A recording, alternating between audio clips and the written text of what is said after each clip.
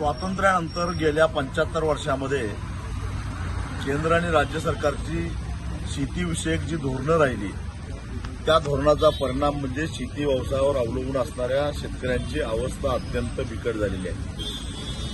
खर्च जास्त आणि उत्पन्न कमी अशी परिस्थिती निर्माण झाल्यामुळे सातत्यानं येणाऱ्या नैसर्गिक आपत्तीमुळे शेतकरी अक्षरशः आर्थिकदृष्ट्या विकलांग झालेला आहे आणि म्हणूनच महाराष्ट्रामध्ये दररोज 8 शेतकऱ्यांच्या आत्महत्या होत आहेत। त्यात बहुसंख्य शेतकरी हे मराठा समाजाचे आहेत, कारण मराठा समाज हा शेतीवर अवलंबून असणारा शेती करणारा समाज आहे आणि या समाजाला आज आरक्षणाची आवश्यकता भासायला लागलेली आहे।